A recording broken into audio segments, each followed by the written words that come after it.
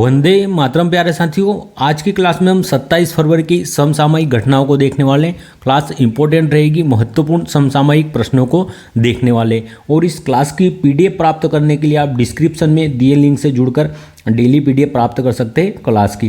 पहला प्रश्न है आज का हमारा, हाल ही में चंद्रमा के दक्षिणी ध्रुव पर पहला विस्तृत भूगर्भीय मानचित्र किसने बनाया है?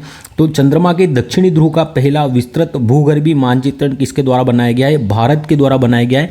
भारत के द्वारा जो चंद्रयान 3 भेजा गया था, दक्षिणी साउथ पोल पर जो लैंड हुआ था, उसके द्वारा जो चित्र भेजे गए थे या जो डेटा भेजा गया था, उसकी जो गणना है या उन आंकड़ों के आधार पर इसका चित्रण किया गया है।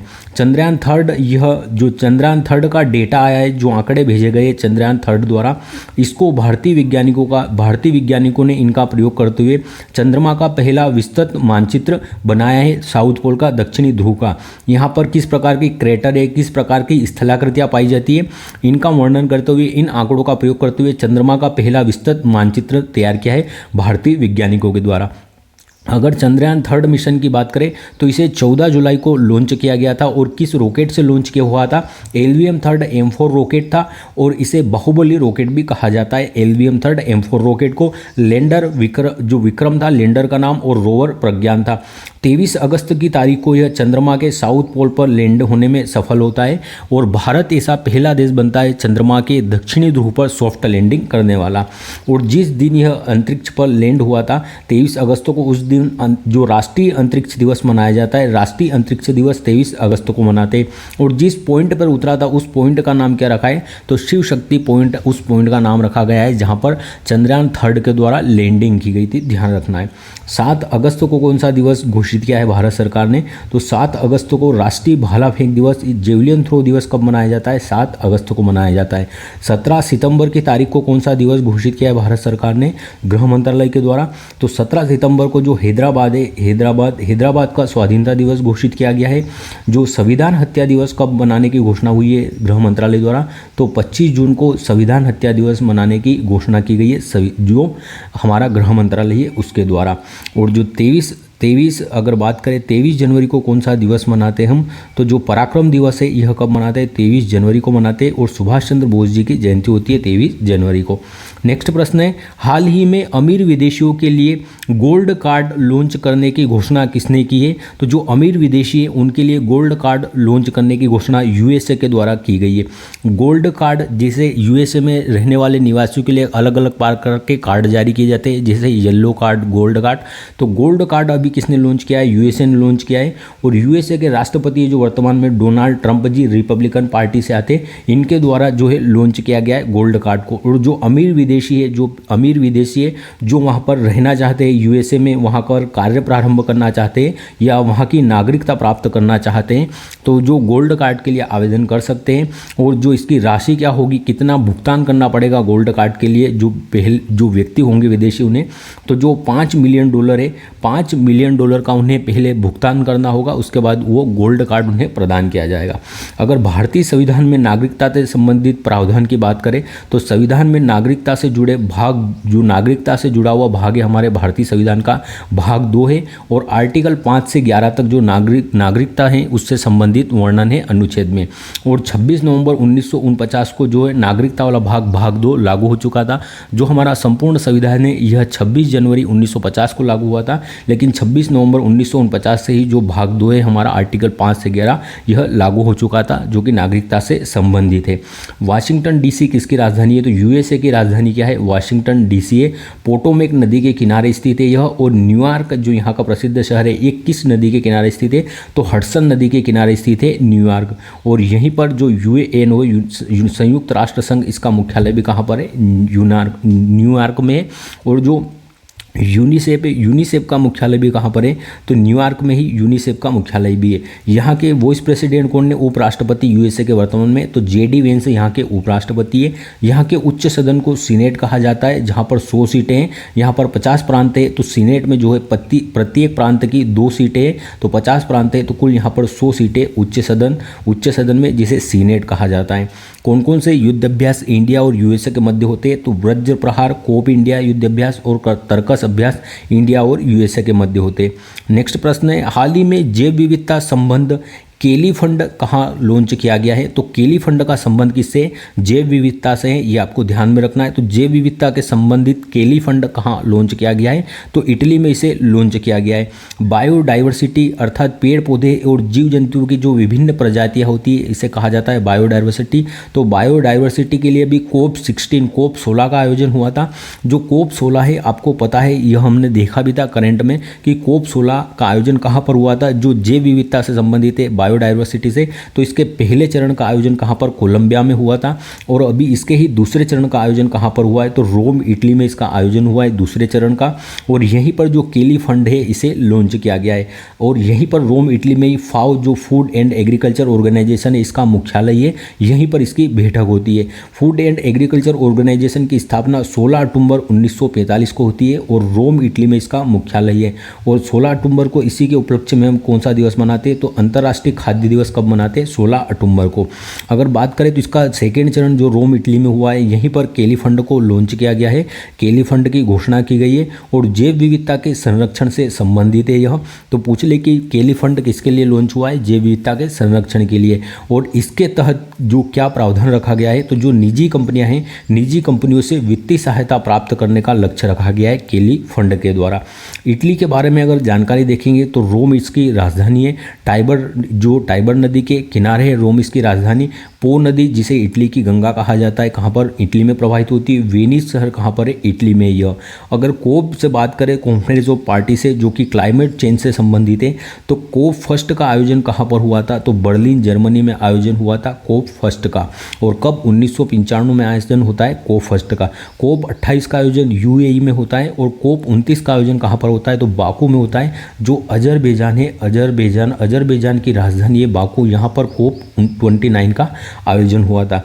विश्व में सर्वाधिक जैव विविधता कहाँ पर पाई जाती है? तो जो अमेजोन वर्षावन है यहाँ पर विश्व में सर्वाधिक जैव विविधता पाई जाती है। और यहाँ पर जो वन पाए जाते हैं उन्हें क्या कहा जाता है? तो सेल्वास वन कहा जाता है इन वनों को। भारत में जो विश्व की कुल जैव विविधता का कितना प्रतिशत है? तो भारत में विश्व की कुल जैव विविधता का कितना? 8% जैव विविधता भारत में निवास करती है। नेक्स्ट प्रश्न है, हाल ही में चर्चा में रहे रोबोटिक्स मून लैंडर एथेना को किसने लॉन्च करने की घोषणा की है? तो रोबोटिक मून लैंडर चंद्रमा पर जाएगा। एथेना इसे जो इंटीएटिव मशीन कंपनी है जो इसके द्वारा इसे लॉन्च करने की घोषणा की गई है। और आपको याद होगा यही इंटीएटिव कंपनी है जिसने जो पहली निजी क्षेत्र की कंपनी बनी थी, पहली प्राइवेट सेक्टर की कंपनी बनी थी, जिसने चंद्रमा पर अपना जो है लैंडर लैंडिंग कराया था सफलतापूर्वक। और उसका नाम क्या था? तो ओडिसियस उसका नाम था। इंटीएटिव मशीन कंपनी यह यूएसए की प्राइवेट कंपनी है। और चांद पर लैंड करने वाली पहली प्राइवेट कंपनी कौन सी थी? तो चांद पर अपने लैंडर को लैंड कराने वाली पहली प्राइवेट कंपनी इंटीएटिव मशीन थी। इसके लैंडर का नाम क्या था? तो ओडिसियस इसका लैंडर था। और अभी जो सेकंड लैंडर भेजा है पुनः ये एथेना लैंडर को भेजा है। और रोबोटिक मून लैंडर होगा, अर्थात ये यहाँ से रोबोटिक मून लैंडर होगा, अर्थात यहाँ से घूमकर आंकड़े एकत्रित करेगा और जो है भेजेगा। तो यह लैंडर का नाम क्या है? एथेना लैंडर है। और इसको चंद्रमा के लिए लॉन्च किया है इंटीएटिव कंपनी के द्वारा। नेक्स्ट प्रश्न देखते हैं हमारा, हाल ही में उपराष्ट्रपति धनखड़ जी ने पहले संयुक्त मेगा न्यूकॉम यूलो समारोह का उद्घाटन कहाँ किया है? तो उपराष्ट्रपति जगदीप धनखड़ जी के द्वारा पहले मेगा न्यूकॉम यूलो समारोह का आयोजन अरुणाचल प्रदेश में किया है।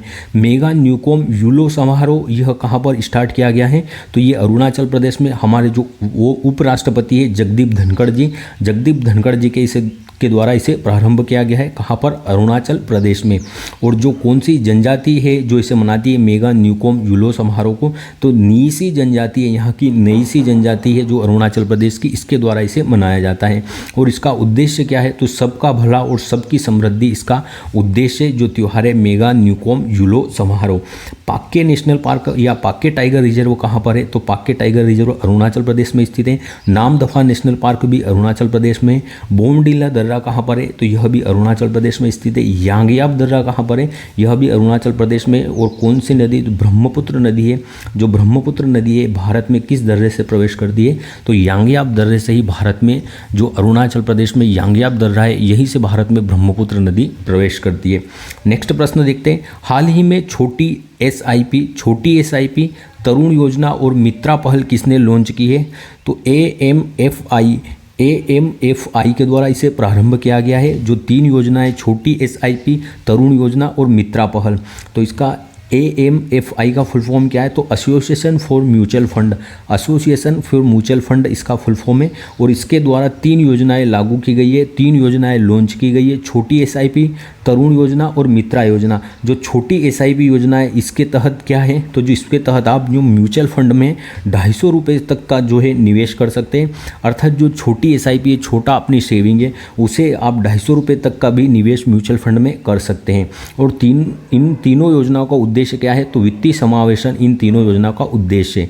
जो तरुण योजना है इसका उद्देश्य क्या है? तो स्कूली पाठ्यक्रम में जो वित्तीय साक्षरता है इसको बढ़ावा देना या वित्तीय साक्षरता को शामिल करना पाठ्यक्रम में, जो स्कूली शिक्षा है उसमें इसका उद्देश्य है। और मित्रा योजना का क्या उद्देश्य है? तो जो भूल गए हैं, जिन्होंने म्यूचुअल फंड में निवेश किया कभी और भूले हुए फंड का निस्तारण करना, अर्थात उन्हें ढूंढकर उनका फंड पुनः देना या उन्हें ढूंढकर उसका निस्तारण करना, इसका उद्देश्य है मित्रा योजना का। नेक्स्ट प्रश्न देखते हैं, मोस्ट इंपॉर्टेंट, ये स्थान चर्चा में रहा है अभी। हाल ही में 7 लाख ओलिव रिडले कछुओं के अंडों के कारण चर्चा में रहा रसिकुल्या बीच कहाँ है? तो अभी जो ओलिव रिडले कछुए हैं, जो कि एक दुर्लभ प्रजाति है, ये 7 लाख ओलिव रिडले कछुए किस तट पर आए हैं, किस बीच पर आए हैं और वहाँ पर जो प्रजनन किया है, इन्होंने अंडे दिए हैं, तो ये उड़ीसा के तट पर आए हैं। जो ऋषिकुल्या बीज है, यहाँ पर ऋषिकुल्या बीज यह चर्चा में रहा है। उड़ीसा का बीज है ऋषिकुल्या बीज। और ओलिव रिडले कछुए जो साउथ अमेरिका, दक्षिण अमेरिका महाद्वीप से यहाँ पर पलायन करते हैं। इस समय में यहाँ की जो बेहतर जलवायु है, यहाँ का जो एटमॉस्फेयर है, यहाँ का जो तापमान है, यहाँ का जो समुद्र का पानी है, तो इनके अनुकूल है। तो यह प्रजनन करने के लिए जो ओलिव रिडले कछुए ये बड़ी मात्रा में भारत में आते हैं इस समय में। तो लगभग 7 लाख की संख्या में जो ओलिव रिडले कछुए हैं इस द्वीप पर या इस बीच पर आए हैं अभी, जो ऋषिकुल्या बीच है यहाँ पर, और अंडे देने और प्रजनन करने के लिए यहाँ पर आए हैं। और जो स्थानीय भाषा में क्या कहा जाता है अंडे देने और प्रजनन देने की इनकी क्रिया को? तो अरीबाडा कहा जाता है, जो इनके प्रजनन देने की क्रिया है, जो स्थानीय भाषा में ओलिव रिडले की। यहाँ पर आपको पता होगा, आपने कई बार नाम सुना होगा उड़ीसा के गहीरमाथा और जो भीतरकनिका है, ये किस लिए प्रसिद्ध है? ये ओलिव रिडले कछुओं के लिए ही प्रसिद्ध है। इसी के पास में जो ये बीच स्थित है, यहाँ पर गहीरमाथा और भीतरकनिका के पास में ही ये ओलिव रिडले कछुए आए हैं 7 लाख की संख्या में, 7 लाख से भी अधिक संख्या में, और यहाँ पर प्रजनन के लिए यहाँ पर आए हैं। तो आपको याद रखना है कि ऋषिकुल्या बीज है कहाँ पर है? उड़ीसा में है। नेक्स्ट प्रश्न है, हाल ही में अंतर्राष्ट्रीय बुकर पुरस्कार 2025 सूची में शामिल लघु कहानी संग्रहण हार्ट लैब का संबंध किससे है? तो कन्नड़ भाषा से संबंधित है हार्ट लैब, और इसे अंतर्राष्ट्रीय बुकर पुरस्कार 2025 की जो 25 की सूची है लघु कहानी में इसे शामिल किया है। अभी नामित हुई है यह, अभी केवल अवार्ड नहीं मिला, केवल नामित हुई है। अभी अंतर्राष्ट्रीय बुकर पुरस्कार 2025 के लिए नामित हुई है हार्ट लैब, और ये लघु कहानी संग्रहण जो है, लघु कहानी संग्रहण के अंतर्गत इसे नामित किया गया हार्ट लैब को। इसके लेखक कौन है? तो बानू मुश्ताक इसके लेखक है, जो कि कन्नड़ भाषा से संबंधित है। तो किस भाषा की है हार्ट लैब? कन्नड़ भाषा की है, और लेखक है इसके बानू मुश्ताक, और अभी ये नामित हुई है जो अंतर्राष्ट्रीय बुकर पुरस्कार 2025 है उसके लिए। अगर बात करें अंतर्राष्ट्रीय बुकर पुरस्कार की, तो अंतर्राष्ट्रीय बुकर पुरस्कार प्राप्त एकमात्र भारतीय महिला कौन है? तो गीतांजलि श्री जो एकमात्र भारतीय महिला है अंतर्राष्ट्रीय बुकर पुरस्कार प्राप्त करने वाली। और इन जो रेत की समाधि है, टॉम्ब ऑफ सैंड, रेत की समाधि, इस पुस्तक के लिए इन्हें मिला था, और इसके लेखक गीतांजलि श्री और जो डेजी रॉकवेल है, गीतांजलि श्री और डेजी रॉकवेल इसके जो है लेखक थे। अर्थात जो गीतांजलि श्री है, इनकी जो पुस्तक थी जो रेत की समाधि, उसे इंग्लिश में किसने ट्रांसफर किया था? तो डेजी रॉकवेल के द्वारा किया गया था। 2024 का अंतर्राष्ट्रीय बुकर पुरस्कार किसे मिला है? तो 2024 का अंतर्राष्ट्रीय बुकर पुरस्कार जेनी अर्पनबेक को मिला है अपने केरोस उपन्यास के लिए। नेक्स्ट प्रश्न है, हाल ही में वर्ष 2025 महाराष्ट्र ओपन पुरुष एकल का खिताब जीतने वाले दलीबोर स्वर सिन्हा का संबंध किससे है? तो अभी जो कुछ समय पहले चेन्नई ओपन भी हुआ था टेनिस के लिए, जो है टेनिस के लिए चेन्नई ओपन भी हुआ था, ऐसे ही महाराष्ट्र ओपन हुआ है टेनिस के लिए। तो महाराष्ट्र ओपन पुरुष एकल का खिताब चेक गणराज्य के रहने वाले दिलबोर स्वर सिन्हा के द्वारा जीता गया है, दिलबोर स्वर सिन्हा के द्वारा। महाराष्ट्र ओपन 2025 मेल में इसके विजेता दलीबोर स्वर सिन्हा है। कौन? दलीबोर स्वर सिन्हा जी जी है जो कि चेक गणराज्य के रहने वाले हैं। और इसका होस्ट कौन था? महाराष्ट्र ओपन 2024 टूर्नामेंट का टेनिस से संबंधित है। इसका जो होस्ट है महाराष्ट्र पुणे रहा था। और इसमें कितनी इनामी राशि दी जाती है? तो 1.6 लाख जो है 1.6 लाख डॉलर की इसमें इनामी राशि दी जाती है। और युगल का खिताब किसने जीता है महाराष्ट्र ओपन का? तो जो जीवन जी और जो विजय सुंदर जी है, जीवन और विजय सुंदर जी, इनके द्वारा युगल का खिताब जीता गया है महाराष्ट्र ओपन में। नेक्स्ट प्रश्न है, हाल ही में देश का पहला सौर ऊर्जा आधारित सोलर साउंड बॉक्स किसने लॉन्च किया है? तो सौर ऊर्जा आधारित साउंड बॉक्स जो आपको जब पे करते हैं आप ऑनलाइन पेमेंट से और पेटीएम का जो आवाज़ आती है, उस बॉक्स को सोलर साउंड बॉक्स के रूप में किसने लॉन्च किया है? पेटीएम के द्वारा। सोलर साउंड बॉक्स यह लॉन्च किया गया है पेटीएम के द्वारा। सौर ऊर्जा का उपयोग कर इसे निर्बाध रूप से संचालित किया जा सकता है। इसका संचालन जो सौर ऊर्जा से किया जा सकता है। इसमें जो है अभी जो पेटीएम के या जो बॉक्स है साउंड बॉक्स, वो जो है हमारी ऊर्जा जो हमारी बिजली होती है उसके द्वारा संचालित होते हैं। और ये सोलर ऊर्जा के द्वारा संचालित होने वाले बॉक्स होंगे। और ये चार्ज किसके द्वारा होंगे? तो जो सोलर पैनल है उनके द्वारा यह चार्जिंग होंगे और पेटीएम ने इन्हें लॉन्च किया है। तो आज के प्रश्नों को हमने देख लिया है। जो अगर थोड़ा सा लॉन्ग वीडियो कम होगा आज का, क्योंकि आज जो थोड़ा शॉर्ट वीडियो बना है, जो फैक्ट है उनको कम कवर किया गया है, तो जो वीडियो छोटा रहेगा। तो अब हम कल के प्रश्नों को रिवाइज कर लेते हैं। 17 साल और 298 दिन की उम्र में WTA 1000 खिताब जीतने वाली सबसे कम उम्र की खिलाड़ी मीरा एंड्रीवा का संबंध किससे है? तो रूस की खिलाड़ी है Mirra Andreeva. Indus valley report 2025 के अनुसार वर्ष 2024 में IPO के जरिए फंड जुटाने वाला दुनिया का शीर्ष देश कौन सा बन गया है? तो यह भारत बना है शीर्ष देश, जो इनिशियल पब्लिक ऑफर है IPO के तहत धन जुटाने वाला। हाल ही में भारत को सड़क सुरक्षा मानकों को बढ़ाने के लिए वैश्विक Prince Michael road safety award कहाँ मिला है? तो मोरक्को में इसे जो Prince Michael road safety award दिया है भारत को। हाल ही में भारत ने किस देश में आयोजित बैडमिंटन टूर्नामेंट में पुरुष एकल, मिश्रित युगल और पुरुष युगल का खिताब जीता है? तो पुरुष एकल का, मिश्रित युगल का और पुरुष एकल का खिताब जीता है। तो युगांडा की राजधानी कंपाला में इसका आयोजन होता है। कार्बन मार्केट पर पहला अंतर्राष्ट्रीय सम्मेलन कहाँ पर हुआ है? इंपॉर्टेंट है, जो नई दिल्ली में इसका आयोजन हुआ है। हाल ही में नीति आयोग ने किसकी अध्यक्षता में एम्स के आधुनिकीकरण के लिए समिति का गठन किया है? VK पॉल की अध्यक्षता में। दूसरी बार ISL शील्ड का खिताब किसने जीता है?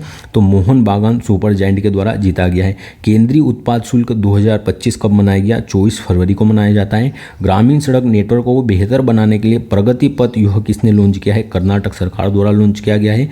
USA में जॉन कैसुएट्स पुरस्कार जीतने वाली पहली भारतीय फिल्म कौन सी बन गई है? तो गर्ल्स विल बी गर्ल्स यह बनी है। तो यह हमने आज के क्लास को देखा है बहुत अच्छे से। अगर आपका कोई सजेशन है क्लास के बारे में तो आप अपने सजेशन कमेंट बॉक्स में जरूर दें। धन्यवाद। जय हिंद।